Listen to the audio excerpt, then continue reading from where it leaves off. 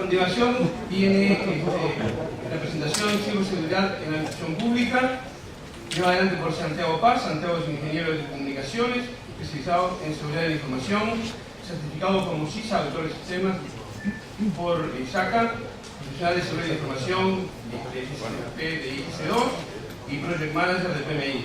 Es director y fundador del National CERT de Uruguay, el CERT-UI, y lo acompaña en esta oportunidad Ignacio Lagomarcino, gerente del Centro Nacional de Respuesta a Incidentes de Seguridad Informática del CERT-UI, aplicado como Computer Security Incident Handler por el Carnegie Mellon, con 5 años de experiencia específica en áreas de seguridad de la información. ¿Este funciona? No sé.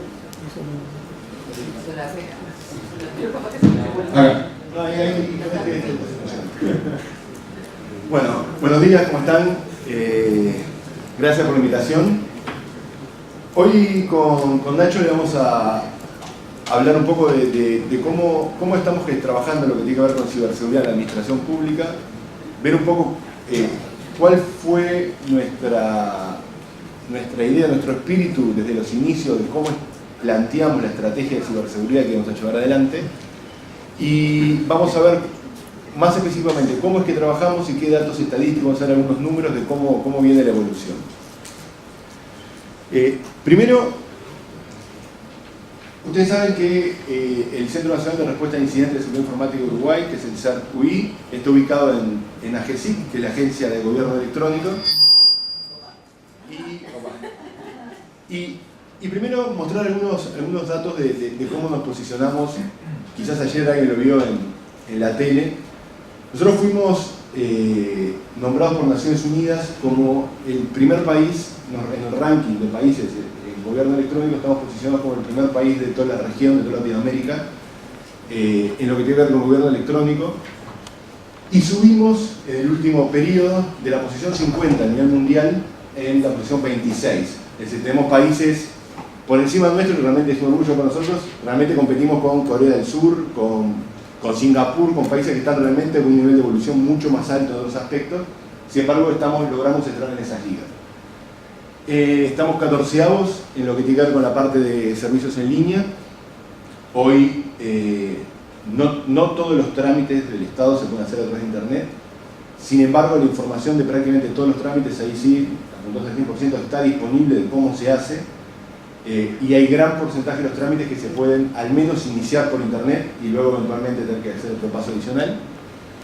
Y estamos como número 1 en lo que tiene que ver con participación ciudadana, con lo que tiene que ver con participación en el gobierno. En ese caso nos posicionamos a nivel 3 en el mundo.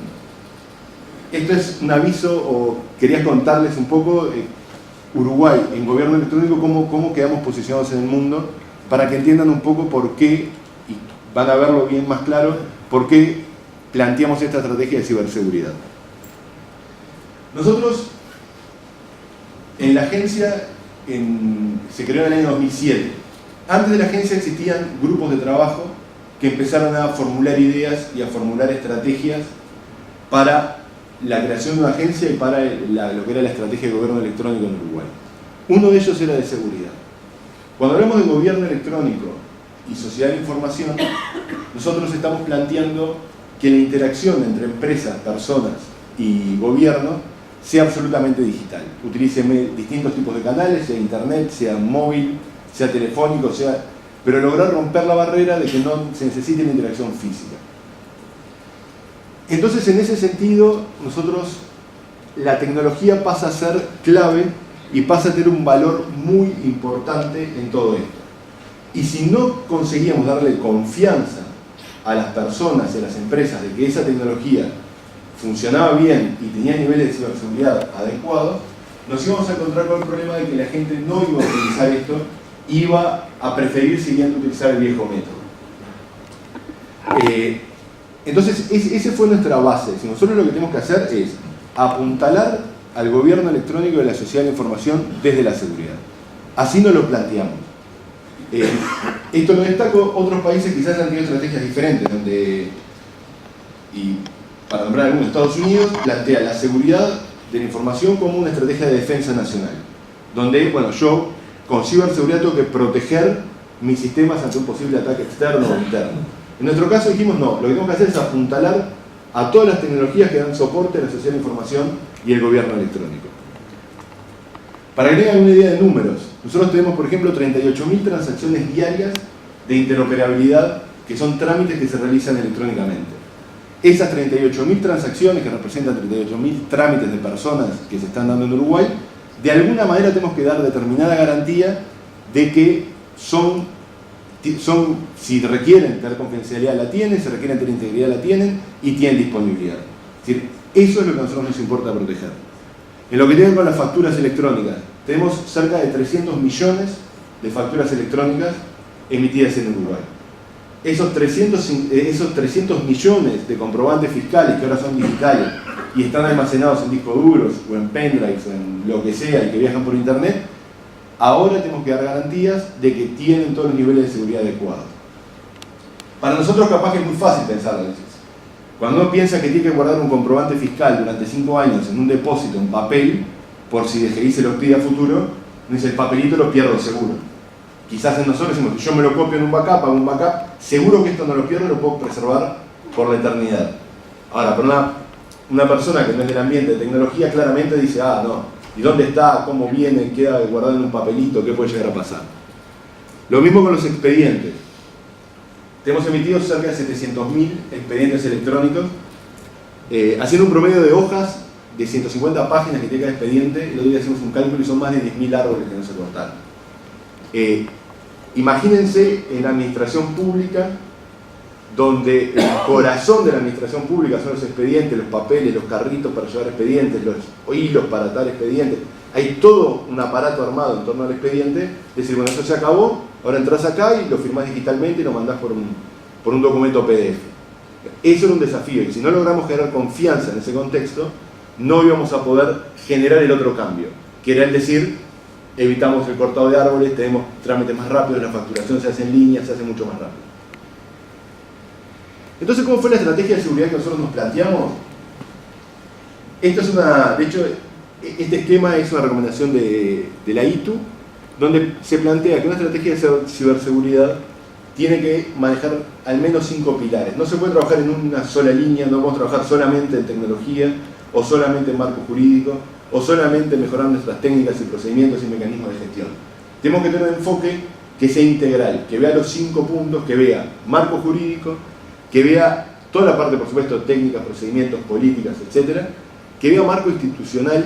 El marco institucional es realmente que formalmente alguien tenga la responsabilidad de gestionar y de trabajar y de desarrollar la seguridad de la información. De nuevo, muchas veces en las empresas se hace muy ad hoc, donde bueno, alguien lo más o menos lo lleva adelante por una cuestión de liderazgo de esa persona, quizás lo logra hacer muy bien, pero no está institucionalizado que alguien lo tiene que hacer. Eso era sumamente importante. El desarrollo de capacidades, por supuesto, y lo que era la cooperación internacional, o la cooperación tanto interna como externa, digamos, en ciberseguridad. Siempre vamos a tener en cada situación, en cada incidente, más de un actor involucrado, y tenemos que trabajar las redes de confianza y trabajar esos mecanismos de cooperación antes de que ocurra el incidente. De lo contrario, cuando estemos ante un problema vamos a ser muy lentos para poder generar eso. Entonces, ¿qué es lo que hemos hecho? En lo que es marco jurídico, nosotros creamos por ley el Consejo Asesor de Seguridad Informática, que es un consejo que funciona en el ámbito de AGESIC, que tiene representantes del Ministerio del Interior, Ministerio de Defensa, Presidencia de la República, la Universidad, Antel y nosotros, que es quien da el lineamiento estratégico para decir, bueno, esta sería la estrategia o esto sería el camino político que estaríamos de acuerdo a conseguir. Tenemos representación de los actores claves dentro de lo que es el Estado y eso nos ayuda a poder tener un camino que tenga aceptación entre todos los actores. Se crea por ley el Centro Nacional de Respuesta a Incidentes de Seguridad Informática también, el CERTUI. Es muy importante que esté creado por ley. Esto fue votado por el Parlamento, digamos, no es una iniciativa que dependa de un gobierno en particular. Es una ley que representa al Estado y que le da continuidad independiente del gobierno de turno que esté. Es decir, esto es por ley y queda independiente de lo que pase.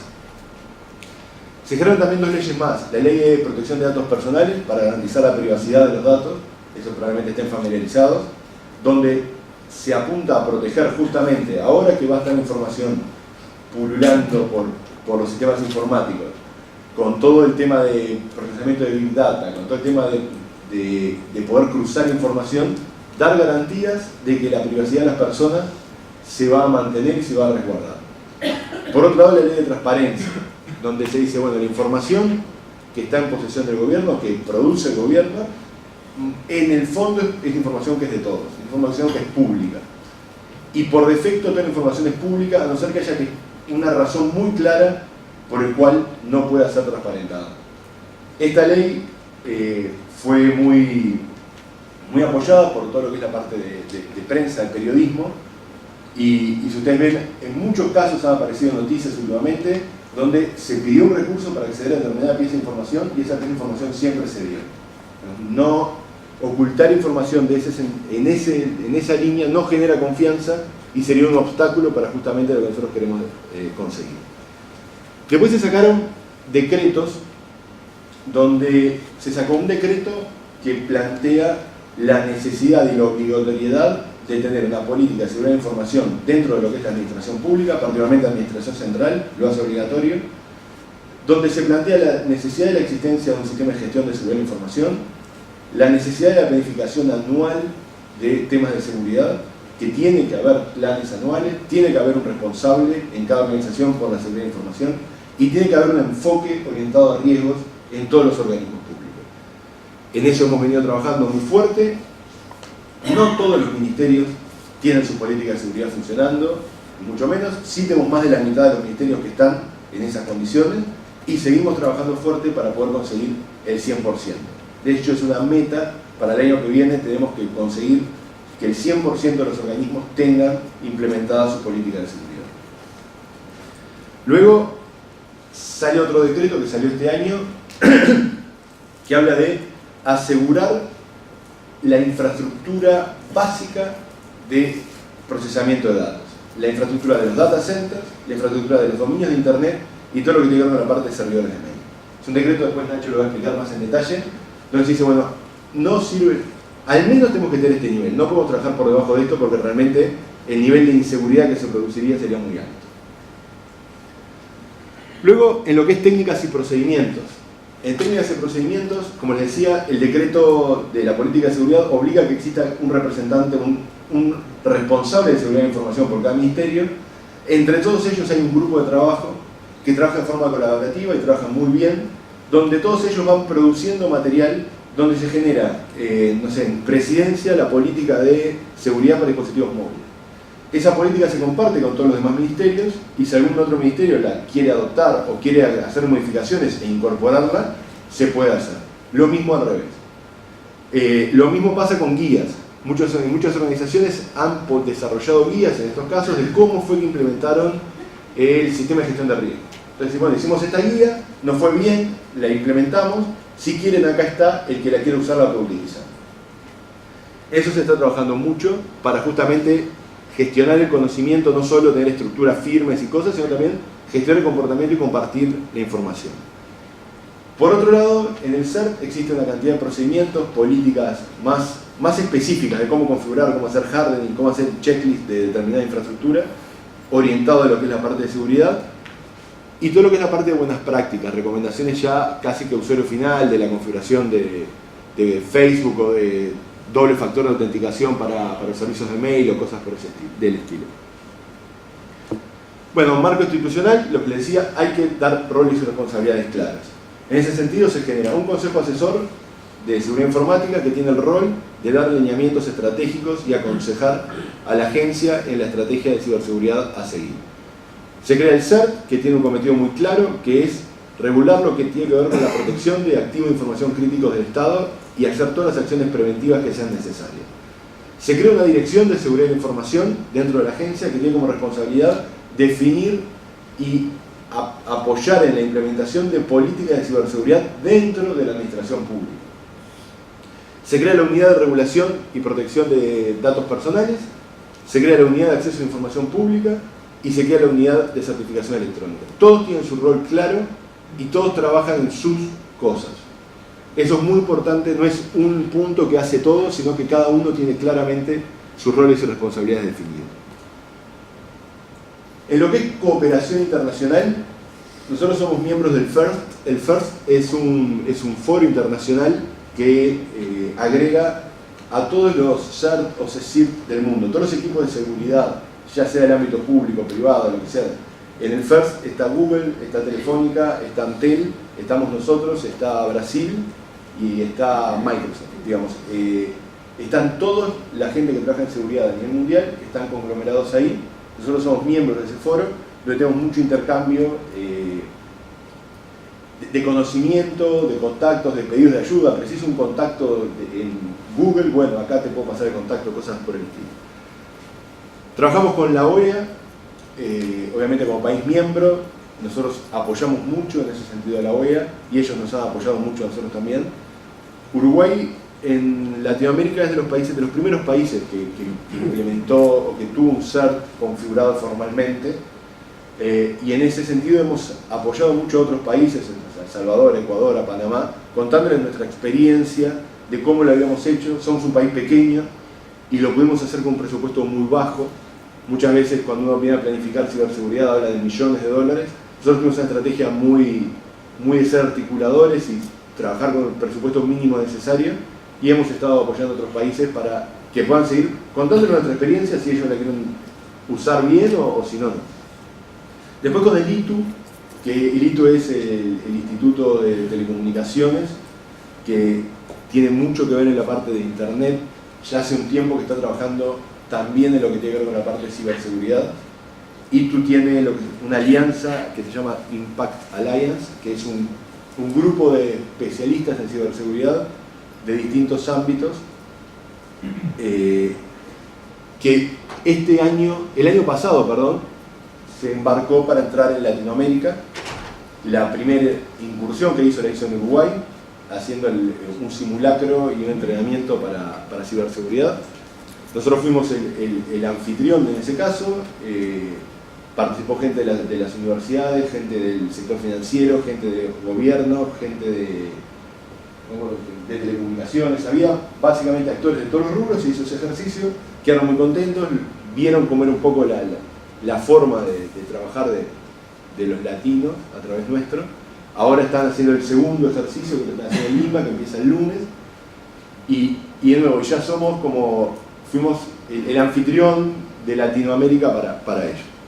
Y después el CERT, Coordination Center, que es de Carnegie Mellon, que es el primer CERT que existió en el mundo, maneja una red de CERT con responsabilidad nacionales.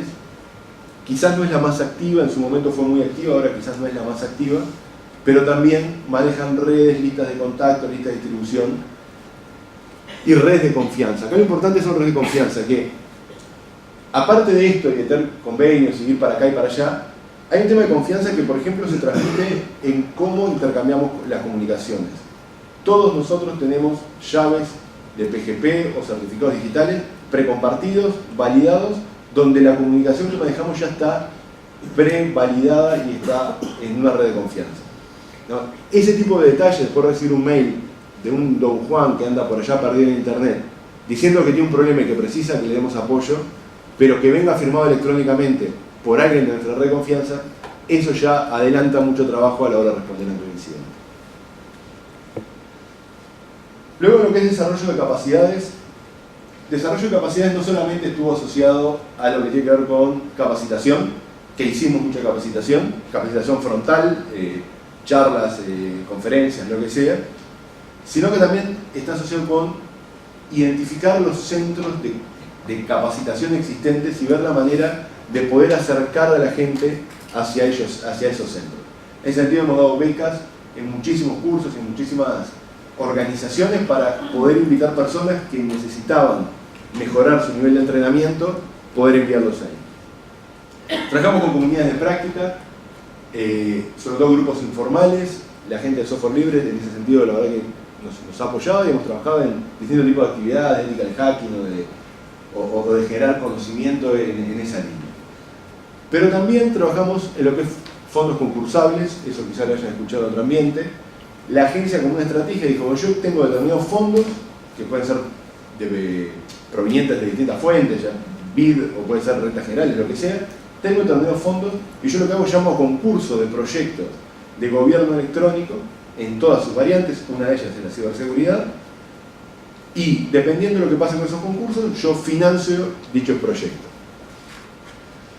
Un ejemplo de eso, vieron que ahora se adjudicó una licitación para el cambio del documento de identidad. El documento de identidad actual se cambia por un nuevo documento que incorpora chips, incorpora tecnologías para autenticación, firma electrónica y verificaciones biométricas. El primer paso que se dio en esa línea fue un fondo concursable, que se presentó a un concurso para hacer un estudio de qué tan viable sería implementar o no un documento de esa forma. Años más tarde se decidió la implementación y se lanzó todo el proceso de licitación. Eso es un ejemplo de cómo poder desarrollar capacidades tanto económicas como de conocimiento, como de fortalecimiento. Y después hemos hecho muchas consultorías a muchos de estos organismos,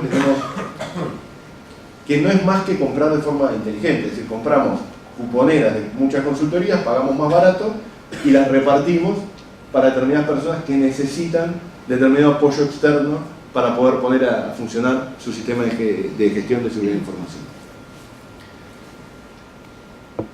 Otra de las cosas que también voy a hablar en términos generales es lo que tiene que ver con la parte de awareness.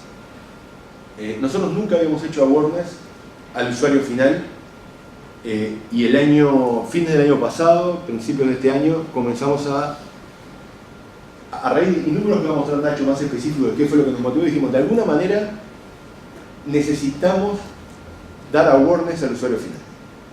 En esa línea se generó una campaña que se llama Seguro Te Conectás, que actualmente está funcionando específicamente en redes sociales, tuvo algo de pauta también en prensa digital, pero actualmente está fuertemente orientada a lo que es la parte de redes sociales, donde lo que se apunta es a poder sensibilizar al usuario final sobre determinadas actividades que pueden ser riesgosas para él en Internet o en el uso de las tecnologías de información. ¿Por qué de vuelta para la confianza?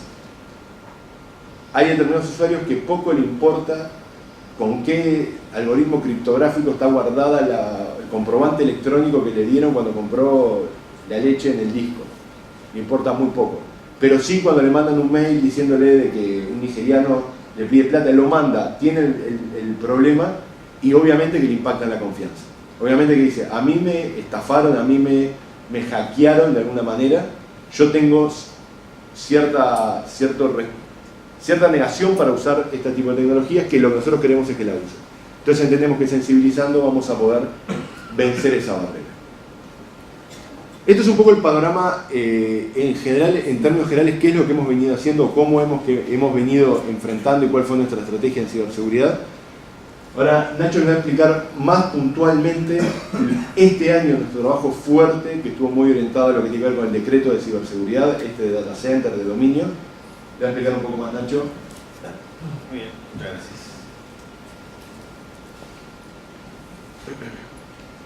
Bueno, como decía Santiago, este año salió un decreto, el decreto 92, del 2014, el nombre es el decreto de ciberseguridad. Ese decreto tiene tres dimensiones, como explicaba. Una es acerca de cuáles son los requerimientos mínimos para trabajar con dominios de Internet, cuáles son los requerimientos mínimos para trabajar con servidores de correo electrónico y cuáles son los requerimientos mínimos de infraestructura para tener data center. Entendemos que para tomar cualquier política de seguridad sobre sistemas necesitamos tener esos mínimos para poder empezar a trabajar. Sobre dominios, lo que se pedía a la administración central era que todos los dominios que se usaran fueran MILUR o UI, a su vez que usaran dentro del organismo que usaran subdominios de un dominio y no que un organismo tuviera muchísimos nombres de dominio en primer nivel. También se especificaba cómo tenían que ser los nombres de los dominios a utilizar. Tenían que hacerse referenciación en el portal institucional, se tenía que referenciar a todos los dominios que eran propiedad del ICISO, del Ministerio, por ejemplo, de alguna manera para que los ciudadanos sepamos de que tal dominio depende del Ministerio de Economía. ¿Tá? Y además, y esto era lo que nos dolía muchísimo, era que los datos de los registros de dominios, mucha gente no los actualizaba. No sé si alguno de ustedes es propietario de un dominio de internet, pero los que sean propietarios, la pregunta es ¿hace cuánto no actualizan sus datos de contacto en el quiz, en los registros? Entonces eso a nosotros nos genera un gran problema a la hora de responder un incidente. Necesitamos contactar a alguien que era dueño de un dominio, que le habían hecho un defacement o que los habían hackeado, y lo que nos pasaba era que los datos tenían 10 años de antigüedad, la persona ya no trabajaba en el organismo, o se había mudado, o el teléfono ya no servía, y nos tomaba muchísimo más tiempo ubicarlo. Nosotros tenemos un sistema de monitoreo en tiempo real de postales, y detectamos casi en 5 o 10 minutos detectamos un defacement, por ejemplo. A veces nos toma un día dar con la persona que administra ese sitio. Les pido si tienen alguna consulta, me avisen. Sobre lo que es correo electrónico, lo que se pedía era que estuviera dentro del territorio nacional. Eso era un poquito para que todo lo que era protección de datos, todas las normativas que el gobierno pone, apliquen a los servidores de correo electrónico. Todo el tema de privacidad y, bueno, en fin. Si no están en el territorio nacional, como que las leyes que le aplican no son las nuevas. A su vez, se exige que toda la comunicación entre MTAs vaya sobre SSL. Hoy pareciera que hoy debería ser un estándar y que todo el mundo lo debería tener, pues había servidores que estaban instalados hace mucho tiempo que no los tenían configurado. Bueno, se pidió que se configurara SSL para proteger el tránsito, los mails cuando están en tránsito. Otra de las cosas interesantes era que nosotros vimos en muchos lugares, muchos organismos, que las tarjetas personales usaban direcciones de Hotmail, direcciones de Gmail. Entonces, el decreto obliga a los funcionarios en ejercicio de sus funciones a usar los correos institucionales. Eso, por supuesto que para nosotros tiene dos cosas interesantes. Una es que te va a obligar a usar servidores en territorio nacional, porque si tú usas el correo Gmail, ya no importa dónde tengas el servidor de correo institucional. Y por otro lado era que frente a proteger determinados aspectos de lo que es la comunicación, lo podíamos hacer. Una vuelta nos pasó hace unos años que Uruguay entero cayó en un blacklist que incorporó Hotmail, no sé si se acuerdan, y básicamente quedó aislado del mundo. Entonces, todas las personas, todos los jerarcas, los funcionarios que usaban Hotmail para comunicarse quedaron incomunicados. Realmente fue un problema eso. No podemos tomar acción porque Hotmail no era nuestro, así que eso nos complicó un poquito. Luego exigimos sí que los webmail también vayan sobre SSL, eso es un estándar, y también para proteger el tránsito entre el servidor de correo y el cliente. En este caso es un browser, ¿no? Y luego hay una recomendación sobre el uso de criptografía simétrica para cuando la información a transmitir por correo realmente sea crítica, o sea, representa un riesgo. ¿Por qué? Porque con SSL, tanto webmail como en los servidores de correo, nosotros protegemos información en tránsito, pero no la protegemos de los administradores de servidores o de todos los lugares por donde pasa. Si la información a transmitir representa un riesgo, la recomendación es usar criptografía simétrica. Sí. ¿Tienen un control o está pensado algo en el tema de los directos? Es común el tema de los medios de territorio nacional y especial el correo institucional, que la gente agarra una cuenta y le hace directo su cuenta Gmail o su mail. Bien. En realidad, es trampa. A ver, si no escucharon, lo que pregunta es si controlamos de alguna manera que se forwarden el correo. Yo les doy mi tarjeta que tiene Ignacio Lavacino, sin embargo, lo que hago es los chequeos de Hotmail y me forwardeo. La verdad es que tenemos maneras de monitorear eso. Ya con los administradores de los servidores de alguna manera sí hemos hablado, porque ellos pueden saber hacia dónde se están posteando cosas o desde dónde se chequean las casillas. De todas maneras, esto es una normativa. Y la gente la tiene que cumplir. Si no la cumplen, es como robar. Bueno, capaz que robar no es un buen ejemplo, pero tú no tienes que robar. Si tú robas, bueno, te agarran y está complicado. Con esto es lo mismo, hay una normativa que dice y hay una justificación clara de por qué no hay que hacerlo. Hay un tema de privacidad, hay un tema de soberanía, si querés decirlo.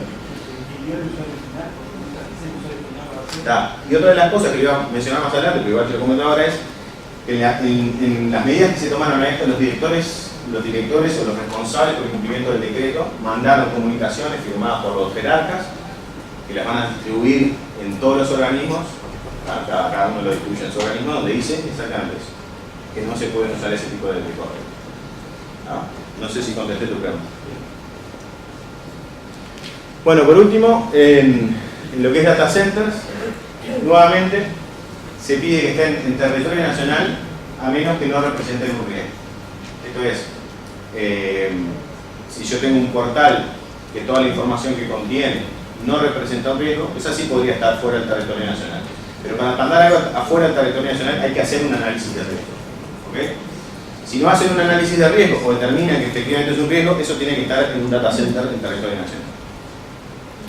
Bueno, hay un montón de recomendaciones de arquitectura, es decir, que el edificio donde está el data center tiene que ser sólido, no puede tener ventanas, en fin. Sobre electricidad se piden UPS, enlaces acometidas redundantes hacia los racks, PDU redundantes, generadores. Mecánica se pide aire acondicionado redundante también, control de los niveles de humedad, control de acceso, que haya tarjetas donde se registre quién entra y quién sale, la hora, que haya sistemas de circuitos cerrados de televisión. Se exige que los componentes críticos estén monitoreados 24 horas y que existan soportes con SLAs acordes a la información, a la necesidad de los sistemas que tienen. Esto es un poquito lo que se pide en data center, no es nada tirado de los pelos, pero sí lo que hemos visto es que había mucha cosa distribuida y que a veces los lugares no eran los más óptimos, ¿no? No sé si alguno tiene alguna consulta de esto. Bueno, ahora les comento un poquito una cosa que no les dije, perdón. Los organismos tenían 90 días para presentar un plan de acción. Es decir, en 90 días tenía que decir qué iban a hacer. No significaba que tenían que solucionar. Evidentemente en algunos hay un tema de costos, en otros hay un tema logístico, en algunos hay que trabajar bastante o hay que tomar alguna medida y que no son fáciles ni rápidas de implementar. Sin embargo, en 90 días tenían que decir qué era lo que iban a hacer. Los 90 días se cumplieron hace un mes, más o menos, y todavía no recibimos todos los planes de acción. Algunos hemos recibido borradores y otros en estos días nos los están entregando. Recibimos 9 planes de acción de los 14 incisos de la Administración Central. Ya detectamos que hay 60 dominios que se van a dar de baja porque no se están utilizando o porque ya no son interesantes, no son importantes. Desde el punto de vista de seguridad para nosotros eso es muy importante. ¿Por qué? Porque la mayoría de los defacing, hackeos o tomadas de servidores o compromisos eran sobre servidores que ya no se administraban.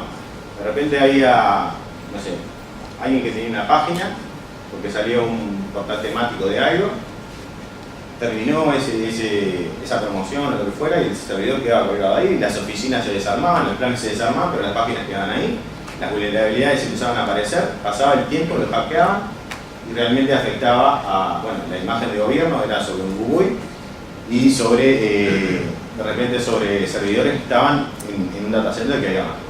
Entonces para nosotros es muy importante que se den de baja todas las cosas que no se usan, sobre todo porque si no se usan probablemente no sean bonitas. Luego vimos que se consolidaron 20 portales, es decir, el contenido servía, pero optaron por incluirlo dentro de otro portal. También es bueno para nosotros, porque hay 20 servidores que ya no van a ser atacados y a su vez también hay 20 servidores que no tienen que ser administrados. Bueno, recibimos correcciones en el plan de acción sobre todas las cosas que se pedían acerca de correo electrónico, correcciones sobre 20 servidores de correo. En las notas de los correos institucionales, que es lo que preguntaban acá, es cómo vamos a hacer eso.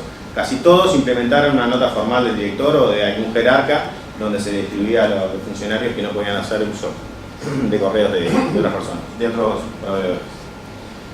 Y vimos que hubo un movimiento hacia el territorio nacional de 7 dominios. A eso también estaba bueno, habíamos detectado. Hay muchos más dentro de lo que es el gobierno, perdón, de Google, perdón, pero de la administración central vimos que se movieron 7 o tienen planificado a mover. Todos estos valores son propuestas a el año 2015. ¿Tá? Son propuestas concretas, dice qué van a hacer, cuándo lo van a ejecutar y quién es el responsable por la ejecución. Luego, y esta parte es bastante interesante, es que vemos que plantearon que 32 data centers se van a consolidar en 18. Eso está muy bueno para nosotros, en realidad es muy bueno para todos, porque primero hay que administrar menos data centers, hay que controlar menos data centers y las cosas están menos distribuidas. El criterio que nosotros teníamos de data center acá no era el gran data center que todos se imaginan cuando hablan de data center, sino casi que cualquier lugar donde había servidores. ¿Ah? De repente en un edificio tenemos un gran data center, pero por algunos pisos tenemos varios servicios y servidores distribuidos. Eso realmente era un problema porque a priori pareciera que bueno, esos no eran importantes, pero cuando había incidentes, se quemaban discos o se robaban información, ¿tá? Realmente ahí surgía la importancia de esas cosas. Entonces la idea es que todo eso se va, 32 se consolidan en 18, cosa que está bastante bueno, y se plantean mejoras por cumplimiento sobre 14 data centers. Compras de generadores, UPS, instalaciones de circuitos cerrados de televisión, red de acceso, etc. Bueno, esto es lo que tiene que ver con el decreto. ¿Preguntas sobre el decreto o de algo de eso? ¿No? Bien. Bueno, ahora les quería hablar un poquito de qué hacemos nosotros con la gestión de incidentes. Nuestro proceso de gestión de incidentes tiene 5 etapas. Quería hacerle algunos comentarios sobre las 3 primeras, que es la detección, el triage y la respuesta. Sobre lo que es detección, les comento que el CERT está recibiendo, tiene proyectado para este año, cerrar el año con 750 incidentes registrados y atendidos. Eso nos da más o menos 2 incidentes por día. Es el doble de los incidentes que recibimos, casi el doble de los incidentes que tuvimos el año pasado.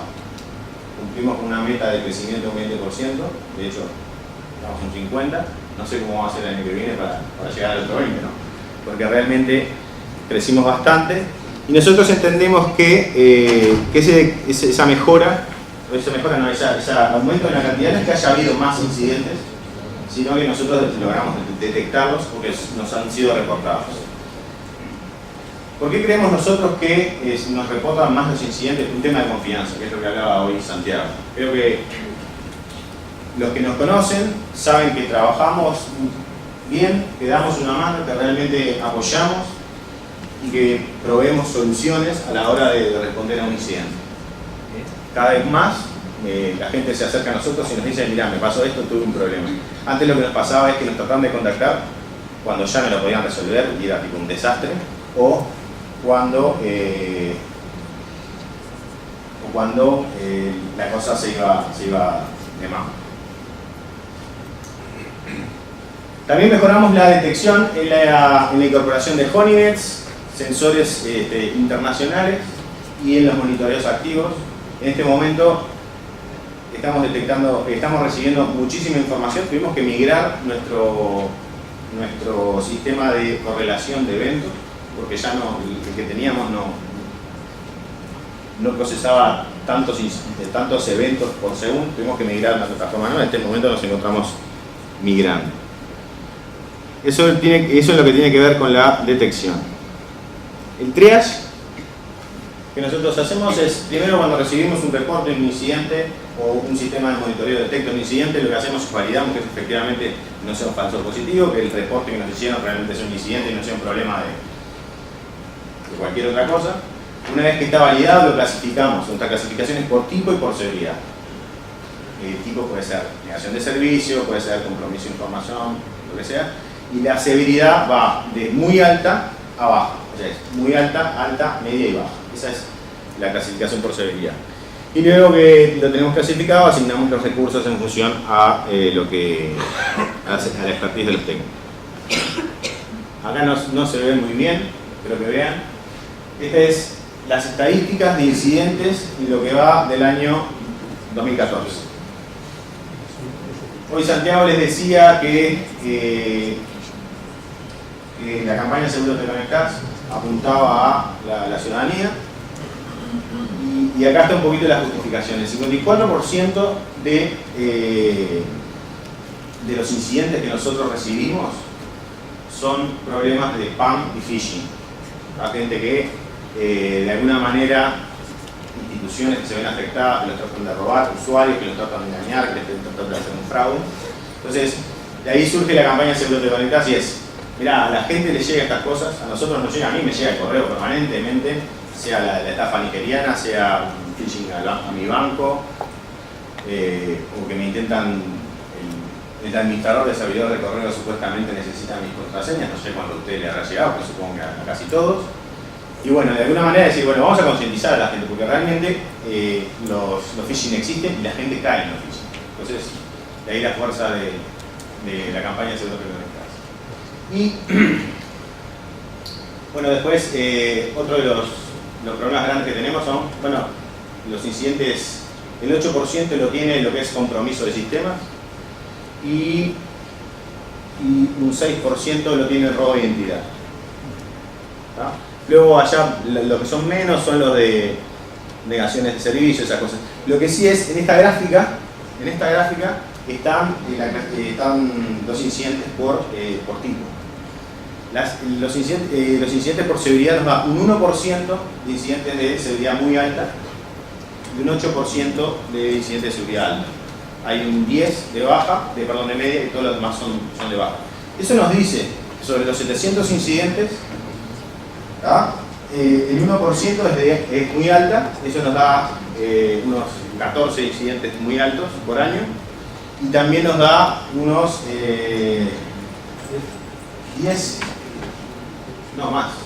10% son 70 anuales.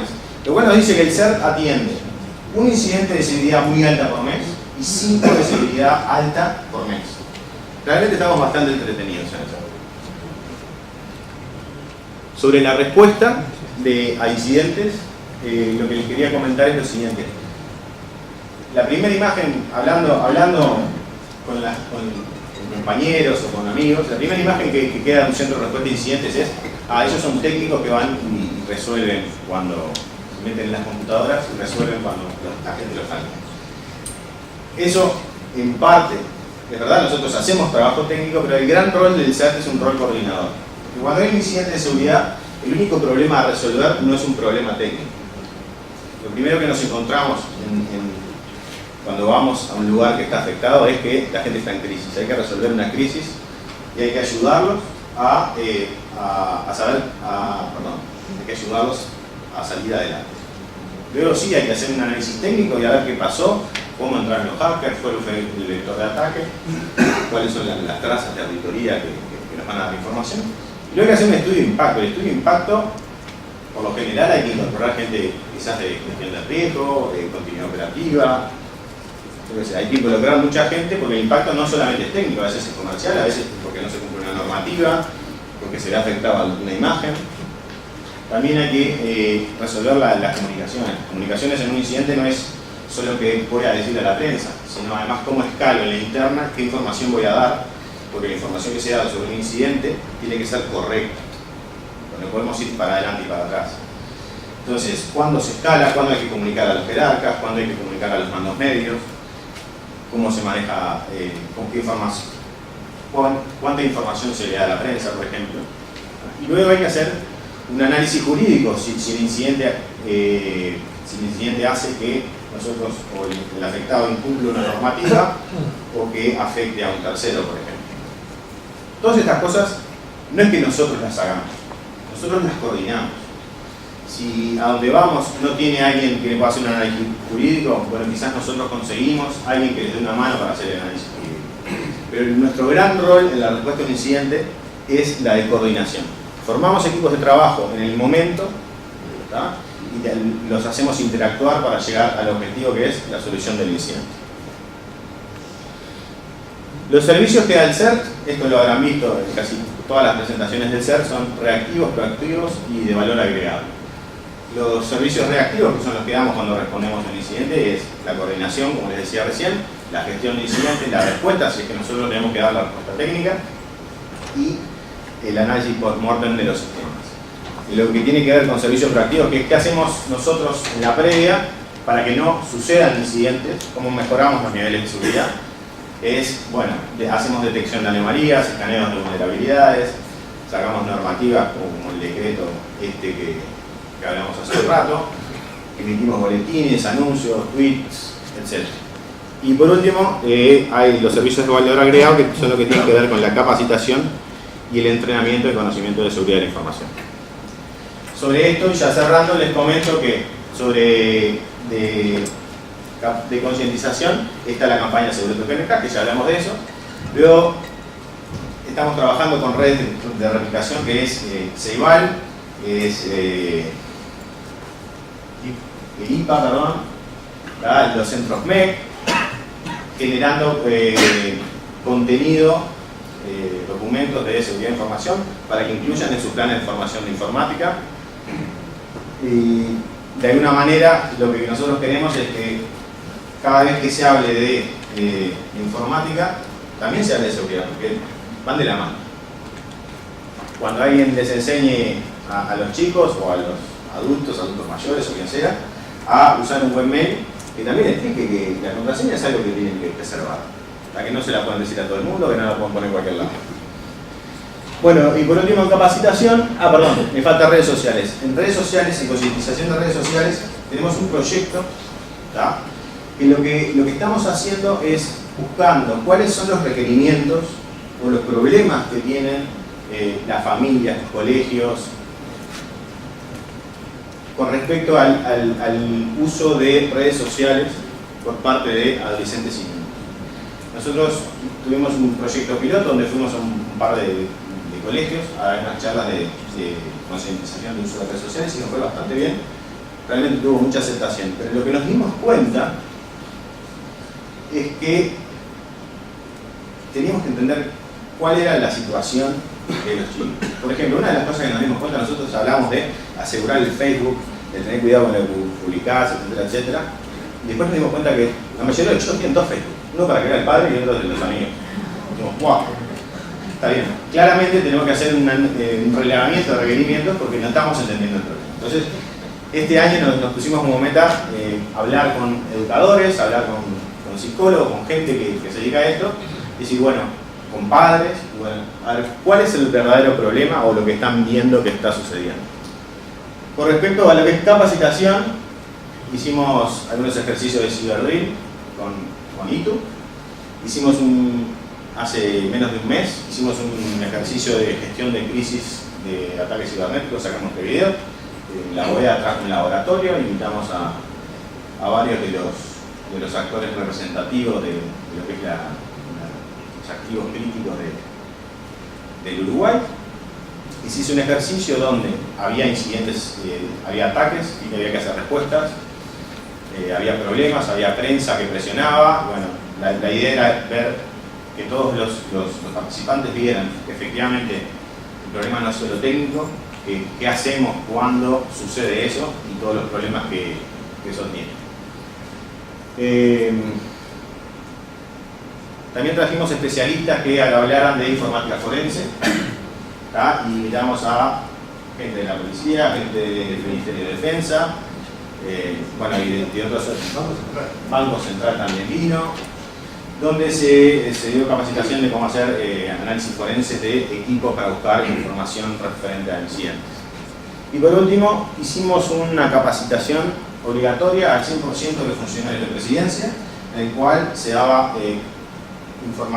capacitación sobre seguridad de la información, desde las normativas que había hasta mejores prácticas de seguridad, cómo no revelar información, bueno, todo lo que ustedes han venido escuchando de seguridad. Bueno, la idea era que era obligatorio y era para todo el mundo. Bueno, esto por acá terminamos. No sé si, perdón, bueno, hice lío, ahí decía preguntas. No sé si alguien tiene alguna consulta, una pregunta para Santi o para mí. Tengo una pregunta sobre el decreto. Perdón. Una pregunta sobre el decreto en lo que hace a los requerimientos mínimos para el data center en cuanto a la territorialidad, o sea, meterlo en territorio nacional. ¿Ustedes ahí visualizaron que eso llevaba implícito algún lineamiento en lo que tiene que ver con cloud? Mirá, o sea, lo que dice el decreto es que tiene que estar dentro del territorio nacional utilizando tecnologías que garanticen eso. Pero no es que todo tenga que estar en el territorio nacional. Las cosas, o la información, o los sistemas que representan un riesgo para cada uno de los organismos. Entonces no es que nosotros dijimos, no nos gusta el cloud, no pueden ir al cloud. Eso no es así. Lo que nosotros dijimos es, las cosas que representan un riesgo tienen que estar en el territorio nacional para que la legislación la proteja. Otras cosas pueden estar perfectamente en Amazon. Claro, pero ahí se puede desprender entonces que si manejas información sensible o servicios críticos, no es recomendable usar la nube donde de repente se va de la jurisdicción nuestra. A menos que sea una nube privada que te garantice el territorio nacional. Estamos de acuerdo. ¿Santi? Sí, básicamente es... Tener en cuenta que por defecto toda la información que maneja el gobierno es pública. ¿No? Digamos, realmente si vas a hacer un balance de qué cosas controlan y qué cosas no, lo que sí vas a tener que hacer es análisis de riesgo y demostrar que no hay riesgo para que puedas poner eso en cualquier lado. Servicio crítico no. Claramente el modelo. Realmente tú usas del Pro. No me imagino el core bancario funcionando en la nube. Información que de repente hace a planes estratégicos que si bien no es información relacionada con el ¿Pero usted la tiene clasificada de alguna manera o reservada, por ejemplo? Claro, no es pública porque como estamos en competencia, Claro.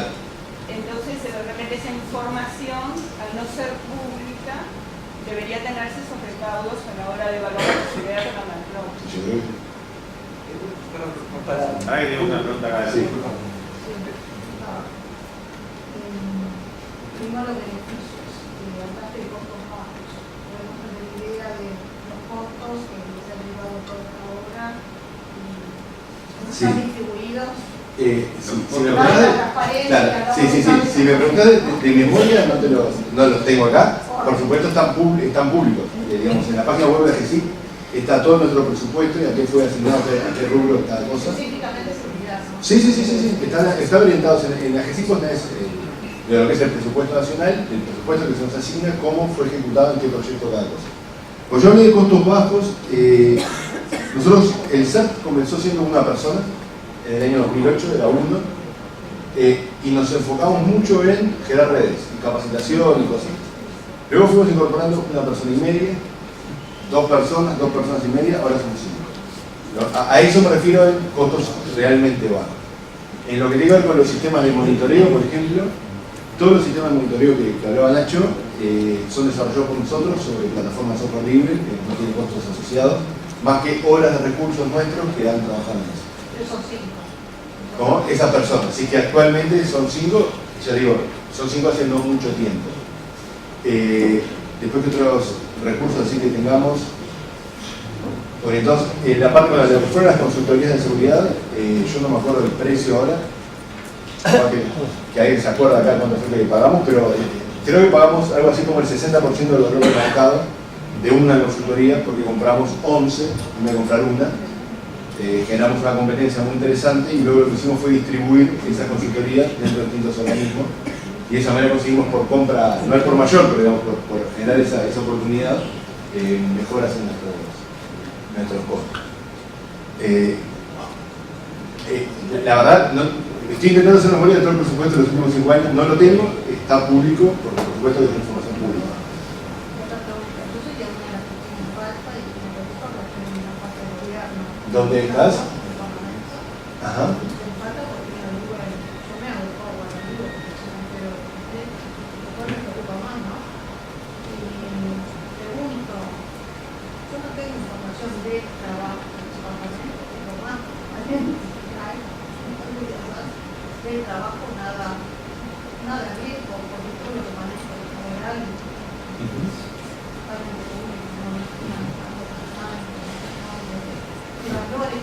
Incluso lo que maneja valores públicos. ¿Cuál es, por lo que me permite, una situación de verdad? ¿Cuál es el problema que tengo forwardeando y que vean el Gmail toda esta información, porque además hicieron acá mismo en la sala una reunión que se preguntaron especialmente sobre él, que está afectado mucho gente estudiando en este lugar y siendo dos puntos de sensaciones. Uno es la obligatoriedad que se representa en este decreto aplicado en la Cosa Central de la Universidad. De todas maneras, claro, hay un tema ético, imagínense, y el caso del Parlamento, me dejan de transparencia, porque quizás hay determinada información que es sumamente confidencial.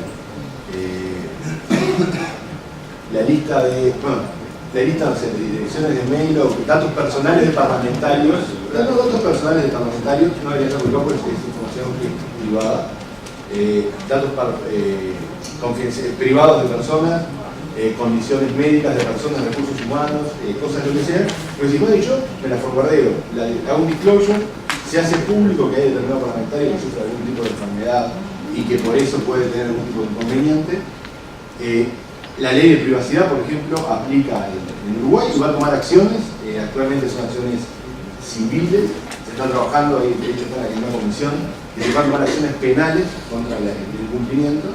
Y claramente que si se demuestra que la responsabilidad el disclosure fue hecho voluntariamente por una persona que había sido advertida y que había recomendaciones que no lo hiciera, se tomará acciones. El decreto no tiene una sanción explícita sobre qué es lo que se hace. Eso no se debe hacer. No es penal ni civil, si esto se hace mal se multa. No sé. Tiene un ejemplo con la parte de datos médicos que puede llegar a pasar. Realmente, no conozco qué tipo de información. No decir, mira, tiene información pública, no hay problema. Eso la dejamos pública en internet.